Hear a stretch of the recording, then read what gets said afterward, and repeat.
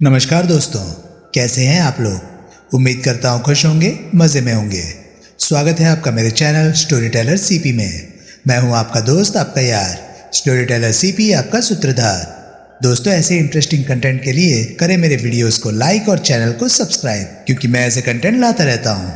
तो चलिए दोस्तों, इसी नोट पर आज की वीडियो शुरू करते हैं। आज की वीडियो में मैं आपको सुनाने वाला हूँ लाश गायब नॉवल का पार्ट 2।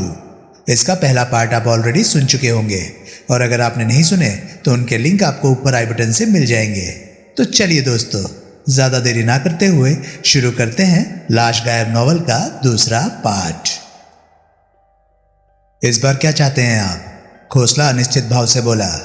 वही जो पिछली बार चाहता था। एंट्री, यहाँ ठहरी एक लड़की के कमरे में। कौन सी लड़की? कलावती, वो जो अपने कमरे में फांसी लगाकर मर गई है, वही। नहीं साहब नहीं, यह काम नहीं होगा। क्यों? लाश उठवाकर ले जाते वक्त पुलिस वाले खास हिदायत देकर गए थे कि उस कमरे में किसी को दाखिल ना होने दिया जाए, और तफ्तीश के लिए पुलिस वालों ने अभी यहाँ लौटकर भी आना है।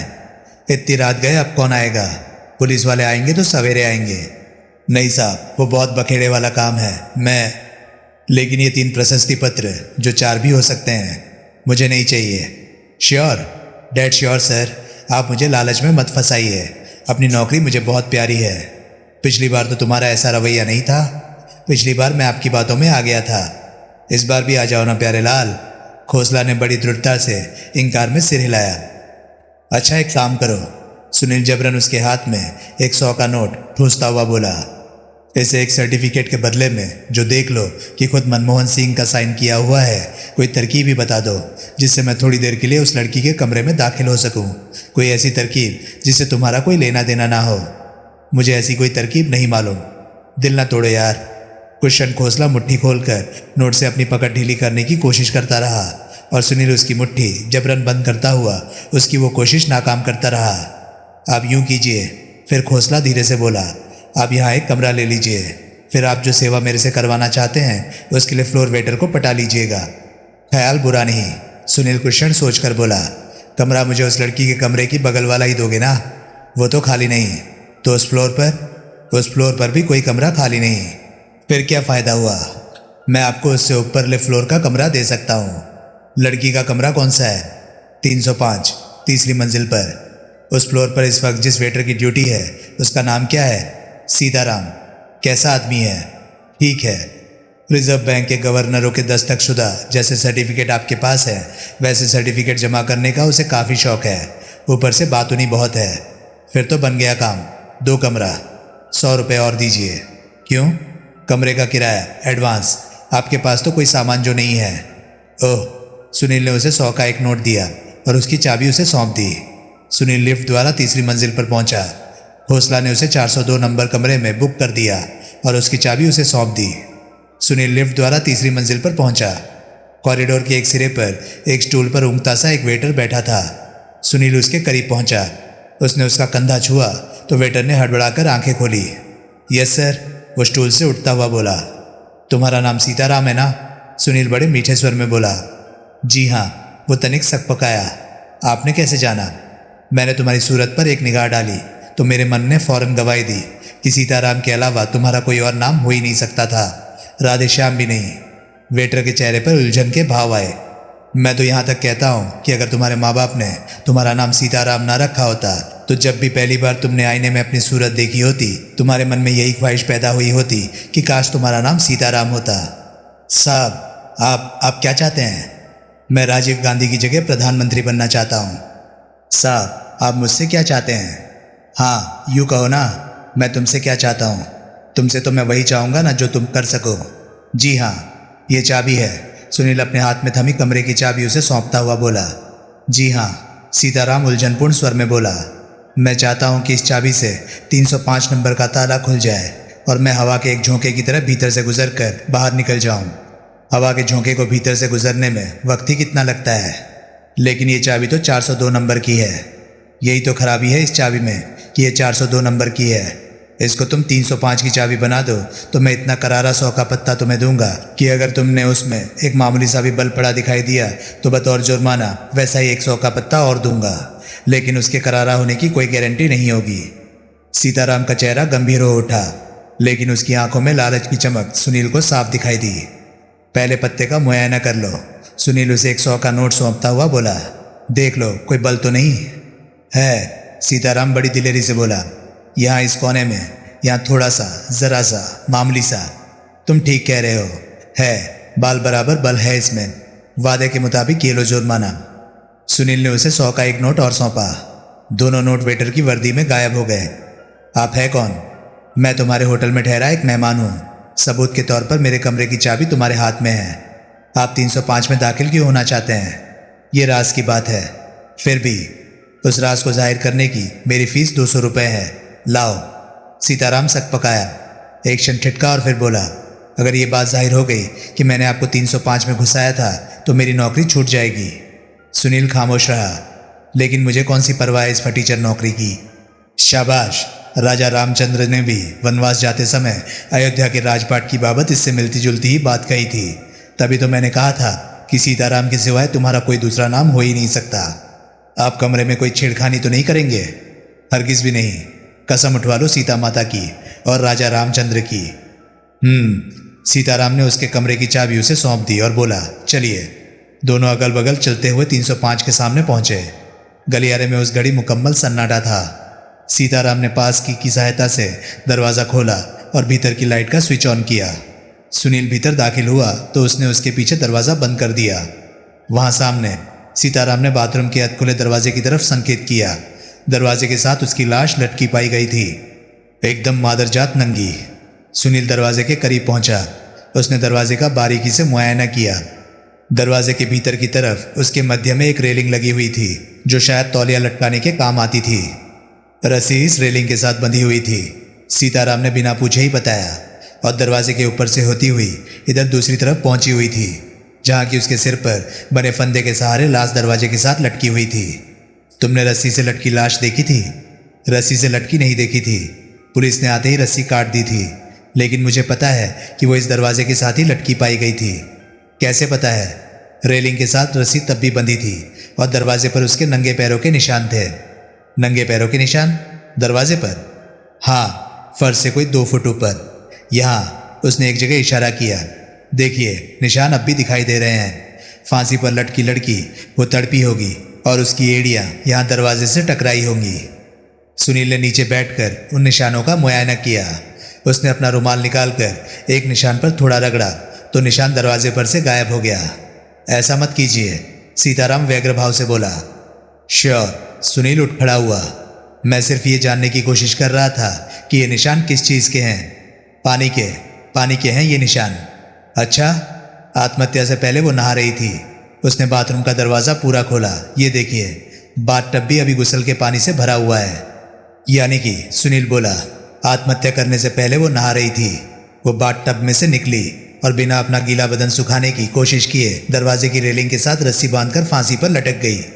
हाँ, पुलिस का भी यही ख्याल है। जमीन पर खड़े खड़े ही नहीं, ऊंचा उठने के लिए उसने बाथरूम में दरवाजे के करीब लुढ़के पड़े एक स्टूल की तरफ इशारा किया। स्टूल पर खड़ी हो गई थी। बाद में फांसी का फंदा गले में डालकर उसने पाँव की ठोकर से स्टूल को परे लुढ़का दिया था और खुद फंदे से झूल गई थी। तुम्हें कैसे मालूम? मैंने पुलिस को ऐसा कहते सुना था। ओह। सुनील ने स्टूल का मुआयना किया। यह कोई 1 फुट ऊंचा और लगभग उतना ही लंबा चौड़ा मामूली स्टूल था। पानी के निशान दरवाजे पर से फेड़ियों वाली जगह पर ही क्यों? अगर वो बाथरूम में से निकली थी तो जिस्म तो सारा उसका गीला ही रहा होगा। एड़ियाँ ज़्यादा गीली रही होंगी क्योंकि जिस्म का पानी नीचे को बहता हुआ एड़ियों पर जमा होता रहा होगा। लेकिन बाकी जिस्म के निशान कदरन हल्के बने होंगे, जल्दी सूख कर गायब हो गए होंगे। तुम तो बड़े समझदार हो। सीताराम बड़े हास्यास्पद ढंग से शर्माया। लड़की थी कैसी? बहुत खूबसूरत, बहुत जवान, बहुत शानदार। मेरा सवाल उसकी शक्ल सूरत की बाबत नहीं, उसके कैरेक्टर की बाबत था। कोई पेशेवर सह तो नहीं थी? नहीं साहब, वो तो बड़ी हाई क्लास लड़की थी। ऐसी वैसी लड़की तो वो हरगिज भी नहीं लगती थी। उसकी यहाँ रिहाइश के दौरान कभी कोई उससे मिलने आया था? सिर्फ एक आदमी। तुमने देखा था उसे? हाँ। देखने में कैसा था वो? आप ही जैसा था देखने में। आप जैसा ही कद काट, आप जितनी ही उम्र, आप जैसा ही खूबसूरत। नाम नहीं मालूम? नहीं, लेकिन काम का अंदाज़ा एक बात से हुआ था मुझे। किस बात से? जब वो आया तो उसके हाथ में एक वैसा इंस्ट्रूमेंट केस था जैसा म्यूजिशियन लोग अपने साज रखने के लिए इस्तेमाल करते हैं। उससे मुझे लगता है कि ज़रूर वो कोई म्यूजिशियन था। सफ़ेद पोस्ट गैंगस्टर लोग वैसे इंस्ट्रूमेंट केस हथियार छुपाने के लिए भी इस्तेमाल करते हैं। वो कोई गैंगस्टर था? सीताराम नेत्र फैलाकर बोला। मैंने ये नहीं कहा, मैंने महज एक ख्याल जाहिर किया है। तुमने उसमें कोई खास बात नहीं नोट की? कोई भी विशेष या असाधारण लगने वाली बात? मसलन उसकी चाल में कोई खूबी हो, सूरत पर कोई खास तवज्जो में आने लायक निशान वगैरह हो, हेयर स्टाइल में कोई विशेषता हो? हेयर स्टाइल तो मैंने उसका नहीं देखा था। क्यों? क्योंकि वो काले रंग का फ्लैट हेड पहने था। तो काले रंग का फ्लैट हेड पहनता था वो। लड़की के कमरे में कितनी देर ठहरा था वो? थोड़ी देर तो ठहरा नहीं था। मतलब? अगर वो थोड़ी देर ठहरा होता तो मैंने उसे यहाँ से जाते देखा होता। तुमने उसे जाते नहीं देखा था? ना। इस लिहाज से तो हो सकता है कि वो सारी रात लड़की के कमरे में ठहरा हो सकता है। मुझे अब बाहर जाना चाहिए। होटल का कोई मेहमान मुझे तलाश कर रहा हो सकता है। मेरा टेलीफोन ही बज रहा हो सकता है। एक मिनट, लाश की तरफ सबसे पहले किसकी तवज्जो गई थी? फ्लोरी की। वो कौन हुई? वो यहाँ की मेड है। मरने वाली कब से तुम्हारी होटल में ठहरी हुई थी? मौत से सिर्फ एक दिन पहले से, यानी कि बुधवार को वो आधी रात के करीब होटल में पहुंची थी। वो रस्सी कहाँ गई जिससे उसने फांसी लगाई थी? वो तो पुलिस ले गई। वो रस्सी और उसकी एक डायरी, बस दो ही चीज़ें पुलिस लेकर गई थी यहाँ से। उसका बाकी सामान अभी भी ज्यों का त्यों यहाँ पड़ा है। इसलिए पुलिस यहाँ ये हिदायत देकर गई थी कि इस कमरे में कोई ना घुसे। मुझे लग रहा है कि बाहर मेरा फ़ोन बज रहा है। सुनाओ, मुझे नीचे रिसेप्शन पर जाना पड़ सकता है। हो आओ। लेकिन आप? मैं बहुत सी ज़रा देर और यहाँ का मुआयना करूँगा। मैं वादा करता हूँ मैं किसी चीज़ को छेड़ूंगा नहीं। वो हिचकिचाया। मेरा विश्वास करो, मैं कोई गलत हरकत यहाँ नहीं करूँगा। तुम होकर आओ। ठीक है, आप ऐसा कीजिएगा, ये पास की रख लीजिए। अगर यहाँ का फ़ोन बजे तो आप कमरे की बत्ती बुझाकर इसे बाहर से ताला लगाकर यहाँ से अपने कमरे में चले जाइएगा। मैं वहाँ आकर आपसे चाबी ले लूँगा। फ़ोन कैसे बजेगा? मैं बजाऊँगा। अगर कोई खतरा महसूस करूँगा तो। Very good. वैसे हो सकता है कि मैं उल्टे पाँव ही वापस लौट आऊँ। वो और भी अच्छा होगा। वेटर ने उसे पास की दे दी और वहाँ से रुखसत हो गया। सुनील ने दरवाज़ा भीतर से बंद किया और उसे ताला लगा लिया। चाबी उसने ताले की छेद में ही रहने दी। सुनील ने बड़ी बारीकी से कमरे में मौजूद हर चीज़ का मुआयना करना आरंभ किया। बाथरूम में शीशे के सामने उसे कई तरह के सौंदर्य प्रसाधन पड़े दिखाई दिए। वार्डरोब में टांगे हैंगरों पर उसे कुछ पोशाकें लटकी दिखाई दी। पीछे खूंटी पर एक नाइटी लटकी हुई थी। उसने देखा कि नाइटी के अलावा हर पोशाक पर मार्शल ड्रेसेस राजनगर का लेबल लगा हुआ था। वार्डरोब में 3 दराजें भी थी जो कि बिल्कुल खाली थे। उसका फर्श भी एकदम खाली था। सुनील के चेहरे पर फौरन उलझन के भाव आए। उसने पलंग के नीचे झांका, बाथरूम में दोबारा झांका, ड्रेसिंग टेबल के नीचे झांका, लेकिन सारे कमरे में कहीं भी उसे किसी भी तरह के जनाना जूतों के दर्शन ना हुए। कहीं कोई सैंडल नहीं, कहीं कोई चप्पल नहीं, कोई बाथरूम स्लीपर तक नहीं। अजीब बात है, वो होंठों में बुदबुदाया। जिस्म ढकने के लिए इतना कुछ, लेकिन पाँव ढकने के लिए कुछ भी नहीं। दाईं ओर एक बंद दरवाज़ा था जो निश्चय ही उस कमरे को अगले कमरे से जोड़ता था और इसलिए बंद था। उस दरवाजे के करीब कालीन पर उसे एक धब्बा सा दिखाई दिया। घुटनों के बल बैठकर उसने उस धब्बे का मुआयना किया। धब्बा किस चीज़ का था ये तो उसे ना दिखाई दिया, लेकिन इतना साफ जाहिर था कि वहाँ से किसी चीज़ को रगड़कर पहुँचा गया था। उसने उठकर दरवाज़ा ट्राई किया। दरवाज़ा मजबूती से बंद था। कुछ सोचकर वो फिर वार्डरोब के करीब पहुँचा। इस बार उसने नोट किया कि किसी भी पोशाक पर लॉन्ड्री का कोई निशान नहीं था और नाइटी को छोड़कर हर पोशाक ऐसी लगती थी जैसे पहनी ना गई हो। यही है वो कमरा। एकाएक बाहर से आवाज़ आई। साथ ही किसी ने गलियारे की तरफ से दरवाजे का हैंडल ट्राई किया। सुनील ने व्याकुल भाव से चारों तरफ देखा। प्रवेश द्वार के अलावा वहाँ से निकासी का कोई रास्ता उसे ना दिखाई दिया। दबे पांव चलता हुआ वो खिड़की के पास पहुंचा। उसने खिड़की खोलकर बाहर झांका। उसने महसूस किया कि उधर से 3 मंजिलें नीचे उतरने की कोशिश करना मौत को दावत देने के समान था। क्या बात है? एक रुष्ट किंतु अधिकारपूर्ण आवाज़ सुनाई दी। दरवाज़ा क्यों नहीं खुल रहा? सुनील ने वो आवाज़ साफ पहचानी। वो आवाज़ इंस्पेक्टर प्रभुदयाल की थी। साहब, कोई बोला, चाबी ताले के छेद में दाखिल नहीं हो रही है। वजह? लगता है अंदर की तरफ से भी एक चाबी लगी हुई है। सुनील ने खिड़की से बाहर दाएं बाएं निगाह दौड़ाई। दाईं ओर की कमरे की खिड़की उसे खुली दिखाई दी, यानी कि कमरे के भीतर कोई है। प्रभुदयाल की आवाज़ आई। ऐसा ही मालूम होता है साहब। खिड़की के नीचे कोई 1 फुट का प्रोजेक्शन था। सुनील एक क्षण हिचकिचाया और फिर खिड़की पर चढ़कर वो परली तरफ उस प्रोजेक्शन पर उतर आया। दरवाजा खोलो, प्रभुदयाल की दहाड़ सुनाई दी। कैसे भी दरवाजा खोलो, चाहे तोड़कर खोलो। खिड़की को पकड़े पकड़े सुनील प्रोजेक्शन पर दाएं सरकने लगा। कुछ क्षण बाद पीछे खिड़की पर से हाथ हटाना जरूरी हो गया, लेकिन अभी उसका हाथ अगली खिड़की तक नहीं पहुंच रहा था। पिछली खिड़की से पकड़ छूटने का अंजाम खतरनाक साबित हो सकता था, लेकिन वहां से हाथ हटाने के अलावा कोई चारा भी तो नहीं था। उसने पिछली खिड़की पर से हाथ हटा लिया और दीवार से सटा सटा इंच इंच आगे सरकने लगा। दूसरी खिड़की उसके सामने को फैले हाथ की गिरफ्त में आई तो उसकी जान में जान आई। पीछे बंद दरवाजा खोलने की कोशिशें जारी थी। सुनील अगली खुली खिड़की तक पहुंचा और उसके रास्ते निशब्द भीतर कूद गया। कमरे में अंधेरा था और वहां अस्त व्यस्तता का बोलबाला था। हर तरफ एक दूसरे में गड़बड़ कपड़े फैले हुए थे। डबल बेड के करीब की एक मेज पर विस्की की खाली बोतलें लुढ़की पड़ी थी। बेड पर एक स्त्री और एक पुरुष मौजूद थे। तभी सुनील का पांव जमीन पर लुढ़की पड़ी एक सोडे की बोतल से टकराया। बोतल ठोकर खाकर आगे किसी और चीज से टकराई, जिसकी वजह से स्तब्ध वातावरण में इतनी जोर की आवाज हुई कि स्त्री हड़बड़ाकर उठ बैठी। उसने सामने देखा, कमरे में किसी को मौजूद पाया तो उसके नेत्र फैल गए। उसने चीखने के लिए मुंह खोला तो सुनील ने झपट कर उसे दबोच लिया। वो पलंग पर चढ़ गया। उसने अपनी एक बांह उसकी गर्दन के गिर्द लपेट दी और दूसरी का खुला हाथ उसके मुंह पर जड़ दिया। स्त्री उसकी पकड़ से छूटने के लिए छटपटाने लगी। सुनील को उसे दबोचे रखने के लिए उसके ऊपर चढ़ जाना पड़ा। उसने उसे अपने घुटनों के बीच दबोचा, अपना एक हाथ आजाद किया और जेब में से अपना रुमाल निकालकर उसके मुंह में ठूस दिया। उसने समीप पड़ा, उसका एक दुपट्टा उठाया और उसकी दोनों बाहें उसकी पीठ के पीछे ले जाकर दुपट्टे से बांध दी। वैसा ही एक और कपड़ा तलाश करके उसने टखनों के पास से उसकी टांगें बांध दी। उसके पहलू में लेटा पुरुष नशे में पूरी तरह से धुत मालूम होता था और घोड़े बेचकर सोया हुआ था। पलंग पर ऐन उसके पहलू में मची हलचल की उसे भनक तक नहीं लगी थी। स्त्री की तरफ से निश्चिंत होकर जब सुनील उसके ऊपर से हटा तो उसने पाया कि वो संपूर्ण नग्नावस्था में थी। उसने उसे एक पहलू के साथ पलंग पर लुढ़का दिया और उसका सारा जिस्म इस प्रकार कंबल से ढक दिया कि कंबल से बाहर केवल उसकी नाक से ऊपर का हिस्सा नुमाया हो रहा था। स्त्री की आंखें आतंक से उसकी कटोरियों से बाहर उबली पड़ रही थी।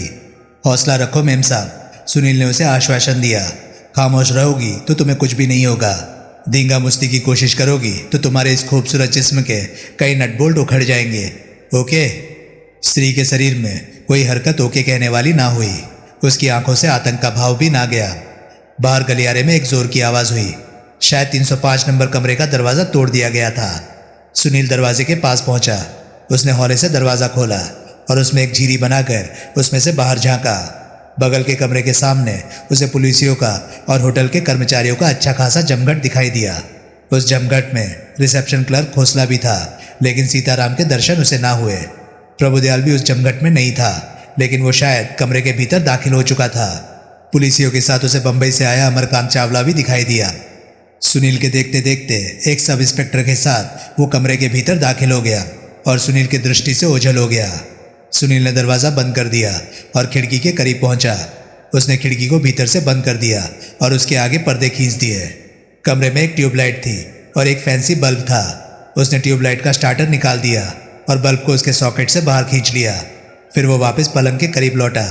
उसने बेसुध पड़े पुरुष के बगलों में हाथ डालकर उसे पलंग से नीचे उतार दिया। पुरुष के कान पर जूं भी नहीं रेंगी। उसने उसे फर्श पर डाला और उसे पलंग के नीचे लुढ़का दिया। उसने कमरे में फैले सारे कपड़े उठाकर उसके ऊपर यूं डाल दिए कि उसका सारा जिस्म कपड़ों की ढेर के नीचे दब गया। स्त्री अभी भी आतंकित भाव से उसे देख रही थी। एक एक कमरे की तलाशी लो। बाहर से प्रभुदयाल की गरज सुनाई दी। जो कोई भी यहाँ था वो अभी इसी फ्लोर पर होगा। सुनील ने आनन फानन अपनी जैकेट कमीज वगैरह उतारी, अपने बालों में उंगलियां फिराकर उन्हें अस्त व्यस्त किया और फिर जूते और पतलून पहने बिस्तर में दाखिल हो गया। उसने स्त्री को अपने पहलू में खींच लिया और कंबल अपने ऊपर भी ओढ़ लिया। उसने मेज पर पड़ी विस्की की बोतल उठाई और जो चंद बूंदें उसमें से बरामद हो सकी वे उसने अपने मुंह पर मल ली। उसने अपनी एक बांह जबरन स्त्री की गर्दन के नीचे से यूं गुजारी कि उसका चेहरा उसके कंधे पर आ टिका और उसकी बांह उसकी गर्दन से लिपट गई। कोई गलत हरकत ना हो, वो उसके कान में बोला। नाक से नीचे कंबल सरकाने की तो हरगिज भी कोशिश न करना। याद रखना, मुझे तुम्हारा गला दबाने में सिर्फ 5 सेकंड लगेंगे, समझ गई? वो बड़ी मुश्किल से सहमति में सिर हिला पाई। That's a good girl. जूते पहनकर तुम्हारे बिस्तर में घुसने का मुझे अफसोस है, लेकिन मैं क्या करूं, मुझे एकाएक बहुत तेज भागना पड़ सकता है। सुनील एक क्षण टिटका और फिर बोला, पतलून पहनकर तुम्हारे बिस्तर में घुसने का मुझे और भी ज़्यादा अफसोस है। बहरहाल बेटर लक नेक्स्ट टाइम। तभी दरवाजे पर दस्तक पड़ी। कौन है? सुनील नशे में होने का अभिनय करता हुआ बोला। ज़रा दरवाज़ा खोलिए, कोई अधिकारपूर्ण स्वर में बोला। अरे है कौन?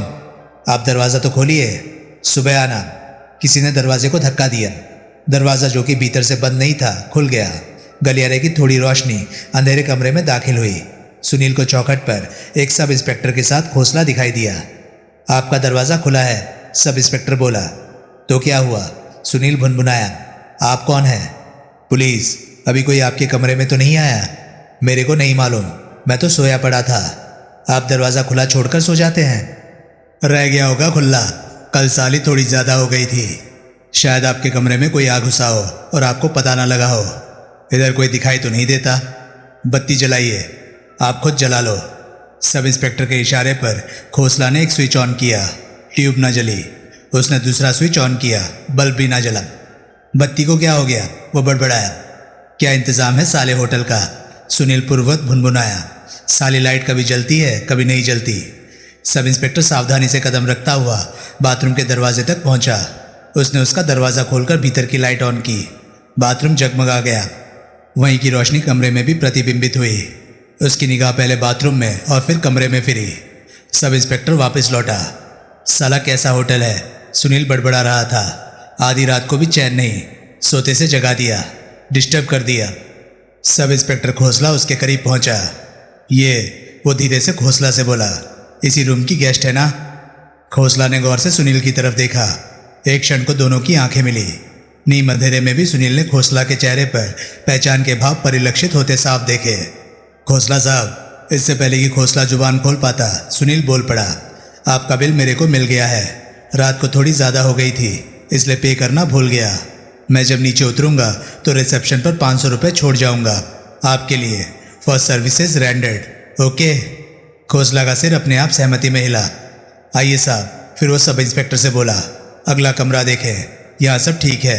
ये तो अपने अग्रवाल साहब और उसकी मिसेस का कमरा है। दोनों बाहर निकल गए। सुनील की जान में जान आई। अगले रोज सुबह 11 बजे सुनील यूथ क्लब पहुंचा। जैसा कि अपेक्षित था, रमाकांत घोड़े बेचकर सोया पड़ा था। उसको जगाने की जगह उसने क्लब में जोहरी को तलाश किया। तुमने एक काम करना है, सुनील बोला। क्या? पहले मालूम करना है कि नगर में ऐसे कुल जमा कितने शमशान घाट हैं जहां मुर्दा गाड़ी की सेवाएं उपलब्ध है। फिर ये मालूम करना है कि उन मुर्दा गाड़ियों में से किसी का ड्राइवर कोई अधेड़ उम्र का ऐसा शख्स है जो बालों में खिजाब तो लगाता हो लेकिन इस बाबत नियमितता ना बरतता हो, यानी कि इस वजह से जिसके रंगे हुए बालों की सफ़ेद जड़ें झलकने लगती हो और जो लेफ्ट हैंडर खब्बू हो। ऐसा आदमी मिल जाए तो चुपचाप उसकी जन्म कुंडली तैयार करके लानी है। ओके? रमाकांत को खबर कर देना कि मैं यहाँ आया था और शाम तक दोबारा लौटूंगा। ठीक है। फिर रमाकांत की लाल मारुति पर ही वो पुलिस हेडक्वार्टर के लिए रवाना हो गया। पिछली रात पुलिस के होटल से कूच कर जाने के बाद उसने पलंग के नीचे तब भी बेसुध पड़े पुरुष को वहां से निकालकर ऊपर पलंग पर डाला था और वहां से कूच कर गया था। स्त्री को बंधन मुक्त करने का काम उसने पुरुष पर छोड़ दिया था, जिसे अब वो बखूबी जगा सकती थी। रिसेप्शन क्लर्क खोसला को उसने पूरी ईमानदारी से 500 रुपये अदा कर दिए थे। वो चपत उसे करारी लगी थी, लेकिन उसी चपत ने उसे बहुत ज़्यादा ख्वारी से बचाया था। हेडक्वार्टर पहुंचकर उसने कार को पार्किंग में खड़ा किया और प्रेस रूम में पहुंचा। वहां इंस्पेक्टर प्रभुदयाल प्रेस कॉन्फ्रेंस से संबोधित था। सुनील प्रेस रूम की सबसे पीछे की लाइन में एक कोने की कुर्सी पर बैठ गया। उसने अपना लकी स्ट्राइक का पैकेट निकाल लिया और एक सिगरेट सुलगाने में मशगूल हो गया। प्रभुदयाल कलावती के कत्ले की बाबत प्रेस को ब्रीफ कर रहा था। लड़की, वो कह रहा था, होटल इंपीरियल के 305 नंबर कमरे में कलावती के नाम से रजिस्टर्ड थी। उसकी लाश कल दोपहर बाद कोई 1 बजे के करीब होटल की फ्लोरमेट फ्लोरी ने बरामद की थी। लाश संपूर्ण नग्नावस्था में बाथरूम के दरवाजे के साथ बंधी रस्सी के सहारे झूलती पाई गई थी। उसके पैरों के करीब एक स्टूल लुढ़का पड़ा था, जो कि जाहिरा तौर पर उसने अपने गले में रस्सी का फंदा डालने की क्रिया में इस्तेमाल किया था। मौका वारदात का मुआयना ये भी बताता है कि लड़की फांसी लगाकर मरने से ऐन पहले नहाकर हटी थी। उसका जिस्म गीला होने की वजह से ही दरवाजे पर वहाँ निशान पड़ गए थे जहाँ की उसकी एड़ियाँ टकराती रही थी। पोस्टमार्टम की रिपोर्ट कहती है कि लाश की बरामदी के वक्त तक लड़की की मौत हुए 14-15 घंटे हो चुके थे। इस लिहाज से पिछली रात 9 और 10 बजे के बीच उसने आत्महत्या की थी। लड़की के नाम के अलावा उसके बारे में अभी हम कुछ भी नहीं जान पाए हैं, लेकिन कोशिश जारी है। इस इंस्ट्रूमेंट केस और काले फ्लैट हेड वाले साहब को हम खास तौर से तलाश कर रहे हैं, जो कि हमें बताया गया है कि लड़की की ज़िंदगी में उससे मिलने आया था। इंस्पेक्टर साहब, एक रिपोर्टर बोला, लड़की की मौत की खबर उसने भी अखबारों में पढ़ी होगी। आपको उम्मीद है कि वो खबर पढ़ने के बाद वो अभी भी राजनगर में ही बैठा होगा, वो यहाँ से सैकड़ों मील दूर नहीं निकल गया होगा? ऐसी संभावना सरासर है, प्रभुदयाल ने कबूल किया, लेकिन इस संभावना के बिना पर हम उसकी तलाश बंद नहीं कर सकते। ये तो रेत में मछलियाँ पकड़ने जैसा काम हुआ। ऐसी बात नहीं है, प्रभुदयाल बड़े सब्र से बोला। कई लोग अखबार नहीं पढ़ते, हो सकता है उसे लड़की की मौत की खबर ना लगी हो सकता है लड़की के अंजाम से नावाकिफ वो उससे दोबारा मिलने आए। ये भी हो सकता है कि लड़की की मौत की खबर लगने के बाद वो खुद ही पुलिस के सामने पेश हो जाए। क्या मोर्ग से लाश गायब करवाने में उसी शख्स का हाथ हो सकता है? एक अन्य रिपोर्टर ने पूछा। इस बारे में अभी कुछ कहना मुश्किल है। लाश गायब करना क्यों ज़रूरी समझा गया? इस बारे में मेरी एक थ्योरी है। क्या? शायद लड़की किसी बहुत ऊंचे घराने का रोशन चिराग थी। जब उन्हें मालूम हुआ कि लड़की एक पराये शहर के एक सेकंड क्लास होटल में मुफलिसी की हालत में उसके पास से सिर्फ 400 रुपये बरामद हुए थे, आत्महत्या करके मर गई थी और फिलहाल किसी को उसका असली नाम पता नहीं मालूम था, तो बदनामी से बचने के लिए, अपने ऊंचे खानदान की ऊंची इज्जत बचाए रखने के लिए उन्होंने लड़की की लाश गायब करवा दी, ताकि आइंदा भी उसकी शिनाख्त ना हो सके।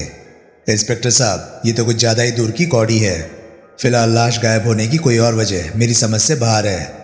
इन कथित ऊंचे घराने वालों ने खुद तो लाश गायब करने के नापाक काम में हाथ डाला नहीं होगा, फिर वे इस काम को क्यों कर अंजाम दे पाए होंगे? ये काम किराए के लोगों से भी करवाया जा सकता है और मुलाहजे में भी करवाया जा सकता है। मुलाहजे में ऐसा कौन करेगा? है एक कैंडिडेट मेरी निगाह में। कई चेहरों से उचटती हुई प्रभुदयाल की निगाह सुनील पर आकर रुकी, जो एक खास तरह की मनुहार के बदले में लाश गायब करने जैसा बेहुदा और जलील काम कर सकता है। आपका मतलब है अपने व्यक्तिगत लाभ के लिए नहीं, किसी मजबूरी से नहीं? जी नहीं। ऐसा शख्स कौन है? फिलहाल मैं उसका नाम नहीं लेना चाहता। फिलहाल मैं सिर्फ इतना बता सकता हूँ कि वो आप ही की बिरादरी से ताल्लुक़ रखता है। सब एक दूसरे की सूरतें देखने लगे। सिर्फ रूपा सुनील की शक्ल देख रही थी। दोनों की निगाहें मिली तो रूपा बड़े कुटिल भाव से मुस्कुराई। इंस्पेक्टर साहब, फिर एक कोई और रिपोर्टर बोला, मोर्ग के चौकीदार के कत्ल के बारे में आप क्या कहते हैं? किशनलाल का कत्ल साफ जाहिर है कि लाश गायब करने की कोशिश में हुआ। हालात ये भी बताते हैं कि उसके हमलावरों का इरादा उसका कत्ल करने का नहीं था। उस पर वार महज उसे रास्ते से हटाने के लिए किया गया था, लेकिन किशनलाल की बदकिस्मती कि वार ज़रा ज़्यादा करारा पड़ गया और उसका काम तमाम हो गया। आगे क्या वार्तालाप होने वाला था उसका अंदाज़ा सुनील को था। प्रभुदयाल निश्चय वही कुछ दोहराने वाला था जो पिछली रात उसके और सुनील के बीच में चर्चा का विषय रहा था। वो अपने स्थान से उठा और चुपचाप प्रेस रूम से बाहर निकल आया। वो टॉयलेट में पहुंचा। लघु शंका से निवृत्त होकर वो वॉश बेसिन के सामने पहुंचा। वो अपने बालों में कंघी फिरा रहा था, जबकि शीशे में उसे अपने पीछे भीतर कदम रखते पिछली रात वाले गोवानी का प्रतिबिंब दिखाई दिया। तुरंत सुनील वापस घुमा। मैं तुम्हें बिल्कुल नहीं जानता, सुनील बोला। मैं तुम्हारी सूरत से कतई वाकिफ नहीं। मुझे कतई याद नहीं कि तुम देखने में कैसे लगते हो। ठीक, गोवानी निर्विकार भाव से बोला। शाबाश, अच्छे तोते हो तुम, सबक बखूबी रट सकते हो। और कोई सेवा मेरे आका? मेरा बॉस कुछ जानना चाहता है। किससे? तुम्हारे से। और किससे? क्या जानना चाहता है वो? लाश कहाँ गायब की? किसने? तुमने। और किसने? क्या बात है, दूर की निगाह के साथ साथ तुम्हारा दिमाग भी कमज़ोर है। मैंने लाश नहीं गायब की। बकवास मत करो, मैं भी अभी प्रेस रूम में था। उस इंस्पेक्टर का इशारा साफ साफ तुम्हारी तरफ था। उस इंस्पेक्टर को मजाक करने की आदत है, खास तौर से मेरे साथ। मुझे मजाक पसंद नहीं। एक सेकंड में जवाब दो, लाश का क्या किया? कुछ नहीं। तुम ऐसे नहीं मानोगे। चेहरे पर बड़े हिंसक भाव लिए उसने सुनील की तरफ कदम बढ़ाया। मुझे तुम्हें बॉस के पास लेकर चलना होगा। ज़बरदस्ती? सुनील हड़बड़ाया। एक कदम पीछे हटने की कोशिश में उसकी पीठ वॉश बेसिन से जा लगी। हाँ, दिन दहाड़े? पुलिस हेडक्वार्टर में से? हाँ बेटा, हाँ। पिताजी, मुल्क में अभी इतनी अराजकता नहीं फैली कि। गोवानी का फौलादी हाथ सुनील के टेटुए पर पड़ा तो उसकी बोलती तत्काल बंद हो गई। उसी क्षण टॉयलेट का दरवाज़ा खुला और एक निहायत शानदार सूट बूटधारी अधेड़ व्यक्ति ने भीतर कदम रखा। भीतर का नज़ारा देखकर एक क्षण को उसके नेत्र सिकुड़े। फिर वो अत्यंत भावहीन स्वर में बोला, हेलो पेड्रो। प्रधान साहब, आगंतुक पर निगाह पड़ते ही गोवानी के मुंह से निकला। उसने फौरन सुनील को बंधन मुक्त कर दिया और उससे एक कदम परे हट गया। जा रहे हो? प्रधान के नाम से संबोधित व्यक्ति अपलक उसे देखता हुआ बोला। Good night. जा रहे हो? उसने यूं कहा था जैसे वो गोवानी से पूछ ना रहा हो, उसे बता रहा हो, आदेश दे रहा हो। गोवानी हिचकिचाया। कई बार समझदार आदमी वक्त रहते ना चला जाए तो फिर जा ही नहीं पाता। मैं तो जा रहा हूँ, गोवानी लरसती आवाज़ में बोला और दरवाजे की तरफ बढ़ा। बाहर निकलते समय ये प्रधान के करीब से यूं गुजरा जैसे किसी भी क्षण अपने पर आक्रमण होने की उम्मीद कर रहा हो। टॉयलेट का दरवाज़ा बदस्तूर बंद हो गया तो प्रधान ने बड़े इत्मीनान से अपने और सुनील के बीच का फासला तय किया। तो तुम हो सुनील? वो बोला। वो तो मैं हूँ, सुनील बोला, लेकिन मुझे प्रधान कहते हैं। हम दोनों एक दूसरे के काफ़ी काम आ सकते हैं। क्या ख्याल है? कृपा निधान, कुछ पल्ले पड़े तो ख्याल जाहिर करूं। किस काम आ सकता हूं मैं आपके? तुम मुझे एक बात बता सकते हो। एक बात? एक बात की क्या बात है? वो तो मैं काले चोर को बता सकता हूं। आप तो मैं देख रहा हूं कि ना काले हैं ना चोर हैं, इसलिए आपको तो मैं 101 बातें बता सकता हूं, ताकि फिर आप 101 बातें मुझे बता सके और ये साबित हो सके कि हम दोनों एक दूसरे के काम आ सकते हैं। शाबाश, समझदार आदमी हो। ठीक पहचाना आपने। आदमी भी हूँ, समझदार भी हूँ और शाबाशी के काबिल भी हूँ, लेकिन एक गुजारिश पहले गौर फरमा लीजिए। क्या? जो एक बात आप पूछना चाहते हैं वो उस लाश से ताल्लुक़ ना रखती हो जो कि गायब है। वजह? वजह यानी कि आप भी यही जानना चाहते हैं कि मैंने लाश कहाँ गायब की? हाँ, लेकिन मेरे जानना चाहने में और लोगों के जानना चाहने में फ़र्क है। क्या? प्रधान कोई जानकारी फ्री हासिल नहीं करता। प्रधान हासिल होने वाली हर जानकारी की मुनासिब फ़ीस अदा करता है, कभी कभी तो गैर मुनासिब भी। अपनी फ़ीस बोलो। ये कहना तो, सुनील गहरी सांस लेकर बोला, बेकार होगा कि मैंने लाश गायब नहीं की। मुझे नहीं पता लाश कौन ले गया। हाँ, ये कहना बेकार होगा। तो समझ लीजिए मैंने नहीं कहा। शाबाश, मैंने नहीं सुना। आप शाबाशियाँ बहुत देते हैं। आप कोई स्कूल टीचर तो नहीं, या पहले रहे हों? प्रधान के चेहरे पर बड़े कठोर भाव आए। जो जानकारी आप चाहते हैं उसकी कितनी फ़ीस दे सकते हैं आप?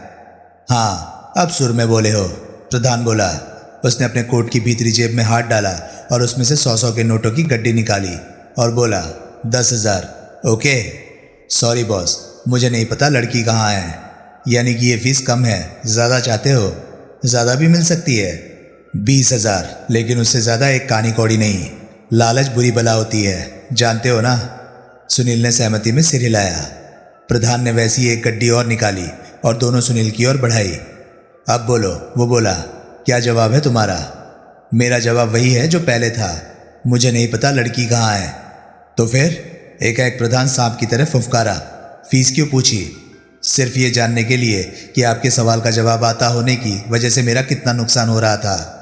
होशियार होना बुरी बात नहीं छोकरे, लेकिन सचमुच के होशियार आदमी को इतनी समझ होनी चाहिए कि कौन सी होशियारी जानलेवा साबित हो सकती है। एकाएक उसके हाथ में एक रिवॉल्वर प्रकट हुई। साले, 2 टके के फटीचर अखबारची, 1 सेकंड में बोल लाश कहाँ गायब की है, वरना तू खुद अभी यहाँ लाश बना पड़ा होगा। उसी समय टॉयलेट का दरवाज़ा खुला और बातें करते 2 आदमी भीतर दाखिल हुए। प्यारेलाल जी, सुनील रिवॉल्वर की परवाह किए बिना एकाएक उनमें से एक की तरफ लपका। नमस्ते, आप यहाँ कैसे? आप तो श्रीनगर गए हुए थे, कब लौटे? उसने जबरन उस आदमी का एक हाथ दबोच लिया और उसे हैंडपंप के हैंडल की तरह ऊपर नीचे हिलाने लगा। भाभी जी कैसी हैं? रमेश का क्या हाल है? कीर्ति की टांग का पलस्तर खुल गया? प्रधान एक क्षण अनिश्चित सा खड़ा रहा। उसका रिवॉल्वर वाला हाथ पहले ही उसकी कोट की जेब में सरक गया था। फिर एकाएक उसने खाली हाथ जेब से बाहर निकाला और आगे बढ़कर सुनील का कंधा थपथपाता हुआ बोला, मैं तुमसे फिर मिलूंगा बेटा, मेरी बात पर गौर करके रखना। बहुत अच्छा चाचा जी, सुनील बोला। नमस्ते। प्रधान लंबे डग भरता हुआ वहाँ से बाहर निकल गया। भाई साहब, जिस व्यक्ति का सुनील हाथ थामे था वो उलझनपूर्ण स्वर में बोला, आपको गलती लग रही है, मेरा नाम प्यारेलाल नहीं है। मुझे मालूम है, सुनील उसका हाथ छोड़ता हुआ बोला, लेकिन फिर भी आप है बहुत प्यारे, क्योंकि आपकी आमद ने अभी मुझे भगवान को प्यारा होने से बचा लिया है। बहुत बहुत शुक्रिया जनाब। सुनील बाहर निकला और वापस प्रेस रूम में पहुंचा। वहाँ उसे न प्रधान दिखाई दिया और न पेड्रो के नाम से पुकारा जाने वाला गोवानी। हम अमरकांत चावला को प्रभुदयाल, जो अभी भी प्रेस से संबोधित था, बता रहा था, जो बम्बई से आया था और जो कहता था कि हतप्राण लड़की उसकी चचेरी बहन मयूरी हो सकती थी। इंपीरियल होटल इस उम्मीद में लेकर गए थे कि शायद वो मरने वाली के कपड़ों से या किसी और सामान से उसकी शिनाख्त कर सके, लेकिन बकौल उसके होटल में मरने वाली के कमरे का कोई भी सामान उसकी चचेरी बहन मयूरी का नहीं हो सकता था। वहाँ मौजूद तमाम पोशाकें मामूली दर्जे की थी, जबकि उसकी चचेरी बहन बम्बई की टॉप की ड्रेस डिज़ाइनिंग शॉप जनराज से अपनी पोशाकें खरीदती थी। ये मिस्टर अमरकांत चावला अब कहाँ हैं? किसी ने सवाल किया। पता नहीं, प्रभुदयाल बोला। पता नहीं? इंस्पेक्टर साहब, आप ये कहना चाहते हैं कि आपको अपनी एक मटेरियल विटनेस का मौजूदा अता पता नहीं? वो मटेरियल विटनेस नहीं था। वो मटेरियल विटनेस तब होता जबकि वो मरने वाली का कोई साजो सामान पहचान पाता। अगर हमने मिस्टर चावला का इंटरव्यू लेना हो तो हम उसे कहाँ तलाश करें? इस बाबत मैं कुछ नहीं कह सकता। हकीकत यह है कि वो शख्स गायब हो गया है। जिस होटल में वो अपने आप को ठहरा बताता था उसमें इस नाम का कोई आदमी मौजूद नहीं था।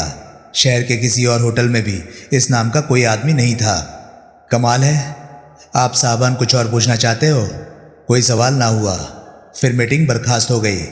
सुनील पार्किंग में अपनी कार के समीप पहुंचा तो उसने रूपा गुप्ता को पहले से ही वहां खड़ा पाया। वो सक पकाया। मोटरसाइकिल बेच दी? वो करीब पहुंचा तो रूपा बड़े शरारती अंदाज में बोली। कैसे जाना? सुनील उसके उस अजीबोगरीब सवाल पर हैरान होता हुआ बोला। जाना कहाँ? पूछा है। तुम्हारी मारुति कार की वजह से। कार मेरी नहीं, किसी दोस्त की है। तुम्हारी जगह मैं होती तो ऐसे दोस्त की 1000 बार शुक्रगुजार होती। मुमकिन होता तो पाँव भी पखारती। ये कौन सी जुबान बोल रही हो मेम साहब? जो कहना है साफ साफ हिंदुस्तानी में कहो ना। ओके, हिंदुस्तानी में सुनो। इसे अपनी भारी खुशकिस्मती जानो कि कल तुम इस मारुति कार पर सवार थे, ना कि अपनी सारे शहर में मशहूर मोटरसाइकिल पर। वो कैसे? वो ऐसे 30 मार खां साहब कि कल रात अगर तुम अपनी मोटरसाइकिल पर सवार होते तो तुम्हारी इस मारुति की वजह से तुम्हारी मोटरसाइकिल इंपीरियल की पार्किंग में खड़ी होती।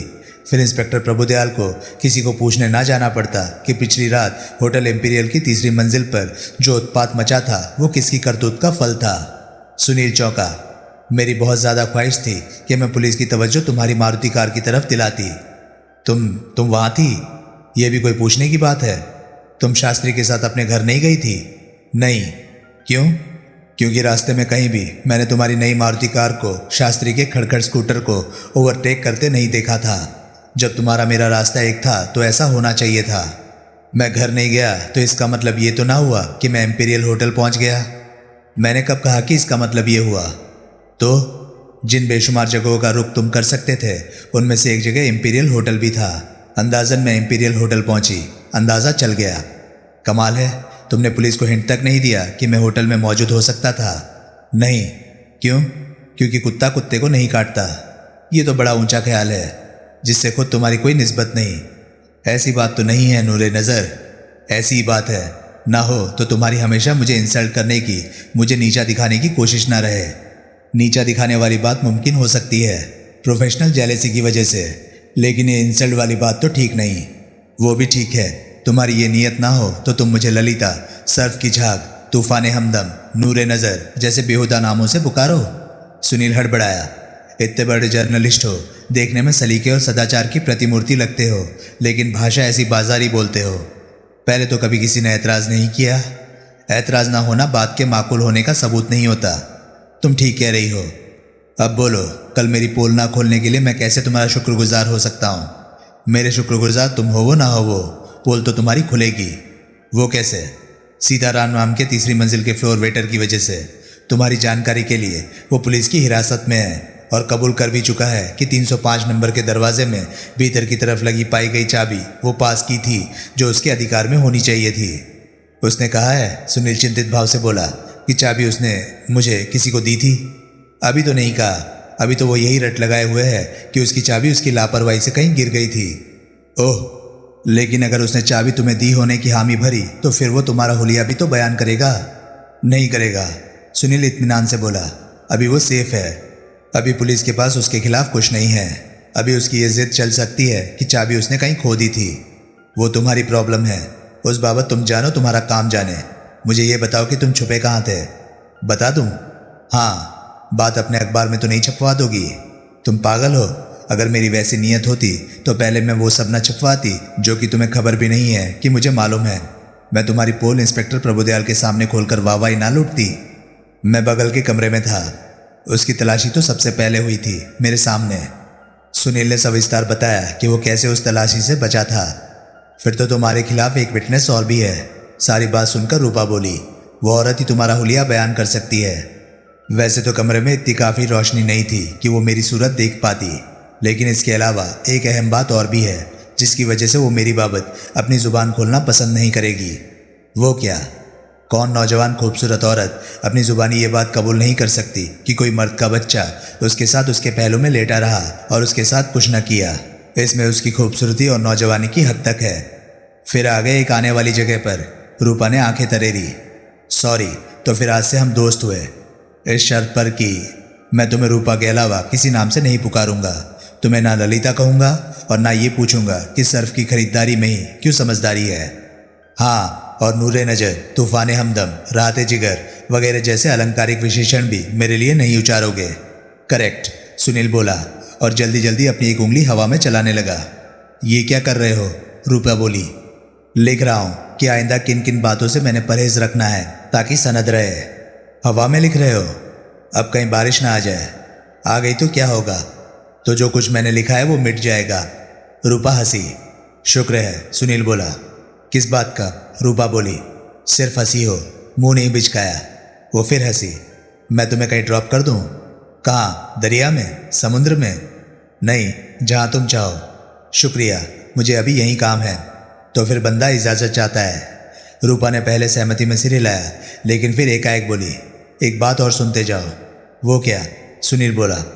कल रात मोर्ग में तुम्हारी इस दलील ने मुझे बहुत प्रभावित किया था कि किशनलाल के हमलावरों में से एक लेफ्ट हैंडर अधेड़ व्यक्ति था जो अपने सिर के बालों को खिजाब से रंगता था। मेरी खुशकिस्मती। फिर मैंने इमारत के आयरन गेट पर बैठे दरबान से चंद सवाल पूछे थे तो मुझे मालूम हुआ था कि लाश गायब होने के वक्त आसपास सिर्फ एक गाड़ी वहाँ से गई थी, जो कि मुर्दा गाड़ी थी और मोर्ग के पिछवाड़े की तरफ गई थी। थोड़ी देर बाद वही गाड़ी वहाँ से बाहर गई थी। इससे मैं इस नतीजे पर पहुंची कि लाश निश्चय ही उस मुर्दा गाड़ी में ढोई गई थी। इन दोनों बातों पर जब मैंने इकट्ठे विचार किया तो मुझे ये सूझा कि तुम्हारा सुझाव लेफ्ट हैंडर मुर्दा गाड़ी का ड्राइवर हो सकता था, जिसे कि किसी दूसरे आदमी ने मोर्ग से लाश खिसकाने के लिए पटाया था। आखिर मुर्दा गाड़ी ही इकलौती गाड़ी होती है जिसकी मोर्ग में आवाजाही की तरफ किसी की तवज्जो नहीं जाती। वो एक क्षण ठिठकी। ये देखकर वो बहुत आनंदित हुई कि सुनील बहुत चक्का सा उसका मुंह देख रहा था। आज सुबह बड़े सहज से मुस्कुराती हुई वह आगे बढ़ी। पहले मैंने ये मालूम किया कि नगर में कितने शमशान घाट थे। फिर मैंने बारी बारी उन सब का चक्कर लगाया। तुम्हारी जानकारी के लिए किसी भी शमशान घाट की किसी भी मुर्दा गाड़ी का कोई ड्राइवर या अटेंडर ऐसा नहीं है जो लेफ्ट हैंडर हो और बालों को खिजाब से रंगता हो। तुम ये सब मालूम कर भी चुकी हो? हाँ, कमाल है। मैंने कहा था इस धंधे में अभी मैं नहीं हूँ, लेकिन बहुत जल्द मैं तुम्हारे ही जितने 30 मार का रिपोर्टर बनकर दिखाऊंगी। मेरे जितनी क्या, तुम तो मेरे से 1000 गज आगे निकल कर दिखाओगी। तुम 30 क्या 300 बल्कि 3000 मार का बनकर दिखाओगी। ऊँट के पाँव तो पालने में ही नजर आ रहे हैं। वो मुस्कुराई। अब आगे क्या इरादा है? मुर्दा गाड़ियाँ सरकारी अस्पतालों में भी होती है। अब आगे सरकारी अस्पतालों की मुर्दा गाड़ियों के ड्राइवरों को चेक करने का इरादा है। देखती हूँ कि तुम्हारा लेफ्ट हैंडर मुझे मिलता है या नहीं। सुनील एक क्षण टिटका और फिर बोला, तुमने ये कैसे सोच लिया कि वो लेफ्ट हैंडर मुर्दा गाड़ी का ड्राइवर ही होगा? आक्रमणकारी 2 थे, लेफ्ट हैंडर दूसरा शख्स भी तो हो सकता था। रूपा ने बड़े इत्मीनान से इनकार में सिर हिलाया। यानी कि नहीं हो सकता? नहीं। क्यों? क्योंकि मुर्दा गाड़ी का ड्राइवर रुपए के लालच में लाश ढोने के लिए तो पटाया जा सकता है, खून खराबे के लिए नहीं। खून खराबा निश्चय ही दूसरे आदमी का काम था। दूसरे आदमी ने ही किशनलाल की खोपड़ी पर वार किया हो सकता है। लाश चुराने के लिए एंगेज किए गए मुर्दा गाड़ी के ड्राइवर से उतनी ही मदद की उम्मीद की जा सकती थी जितनी कि उसने कर दी थी। उसने शायद अपने पर झपटने को तत्पर किशनलाल के हाथ पकड़ लिए थे। इतना करते वक्त भी उसने कभी नहीं सोचा होगा कि दूसरा आदमी किशनलाल को मार ही डालेगा। व्हाट डू यू से सर? सुनील ने कुछ न कहा। इससे यह भी साबित होता है कि रूपा आगे बढ़ी। मुर्दा गाड़ी के उस ड्राइवर की यह आमद कोई आम बात नहीं थी। वो कैसे? अगर वो यहाँ अक्सर आने वाला होता तो किशनलाल उसे और वो किशनलाल को जानता होता। तब उसने किशनलाल के सामने पढ़ना कबूल न किया होता। तब जो कुछ किया होता अकेले दूसरे शख्स ने किया होता और मुर्दा गाड़ी के ड्राइवर ने तभी अपनी मदद पेश की होती जबकि लाश को मुर्दा गाड़ी में डालकर वहाँ से निकलने की नौबत आई होती। इससे यह भी कहा जा सकता है कि मुर्दा गाड़ी का वो ड्राइवर इस काम में लगा कोई नया मुलाजिम था। I am right sir? Absolutely my honey child. तो दोस्तों, ये था लाश गायब नॉवल का पार्ट 2। ये पार्ट आपको कैसा लगा प्लीज़ कमेंट सेक्शन में अपनी राय मुझे ज़रूर बताएं। और हाँ, अगर आपको मेरे वीडियोस पसंद आ रहे हैं तो प्लीज़ उन्हें लाइक कीजिए और चैनल को सब्सक्राइब कीजिए, क्योंकि मैं ऐसे कंटेंट लाता रहता हूँ। तो चलिए दोस्तों, मैं मिलता हूँ अब आपसे अगली वीडियो में।